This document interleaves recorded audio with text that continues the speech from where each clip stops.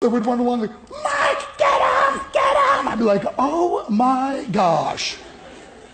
I'd get in the huddle with the other guys. They go, Mark, is that your mother? I go, no, I never saw her before in my life. See, the greatest gift my mother ever gave me, she believed in me.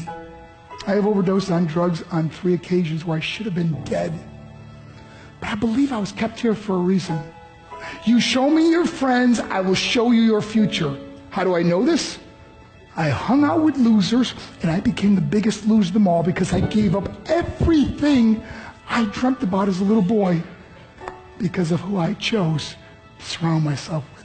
My friends would drive me home at 2, 3, 4 in the morning. We'd be drunk and high, laughing in the car. We'd pull up in front of my house in New York. They go, Mark, the light's on. I go, oh man, my mother's up. See, my mom wouldn't go to bed until she knew her son was still alive. I'd walk in, she'd say, hi Mark, how was your night? I go, it was good, Mom, I'm just gonna go to bed. She goes, can I talk to you for a minute? I go, Mom, I'm tired, I'm just gonna go to bed. She goes, Mark, I haven't seen you all day and all night. Can I please talk to you? I said, man, just leave me alone. You bug me. I'd slam my bedroom door on the one person who believed in me. I was on a worldwide tour and we were wrestling overseas in Japan. After my wrestling match, I went upstairs in my hotel room and I fell asleep. There was a knock at my door at 3 o'clock in the morning. I got out of bed and I looked through the safety window and I could see it was a Japanese promoter. So I opened the door and he said, Mark, you need to call home. There's been an emergency. I went and got on the hotel room phone. I called back to the United States and said, hey, what's going on? I said, Mark, I don't know how to tell you this. I said, just tell me what happened. All of a sudden I started crying. They go, Mark, I can't tell you. I said, just say it.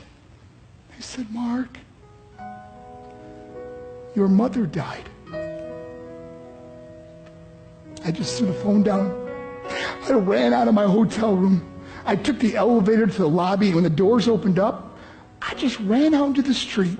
I mean, there was no cars, there was no people. It was 3 o'clock in the morning. And I walked down the middle of a street in Hiroshima, Japan, and I remember looking up and just saying, Mom, I am so sorry. I flew home for her funeral, and I was so nervous to walk up to her casket, so I just stood way in the back. And I kept looking from a distance. I kept thinking to myself, Mom, please wake up. Please get up. And then I finally got the nerve to walk up to her. And as I got closer, I could see my mom for the first time. I mean, she was so beautiful. She was dressed in white. I mean, she looked like an angel. And I just stood over her and I said, Mom, you are my hero. Everything I am, everything I hope to be was because of you. You loved me so much. You gave me a life. You're the only one that ever believed in me. How did I repay her?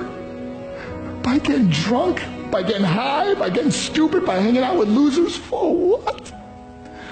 All she ever wanted to do was talk to me. I wish I could talk to you now, Mom. I wish you could see what I'm doing. Why couldn't I have been a better son? We are defined by our choices.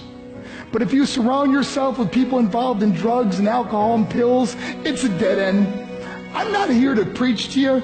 I'm here to tell you I lived that life. It leads to broken hearts, broken relationships, broken dreams, and death. For what? To get high?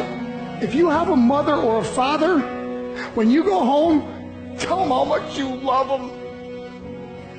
See, my whole life was about being rich and famous. I had to be a millionaire. I had to win the race. I had to win the race at the expense of my marriage, my family, my friends. For what?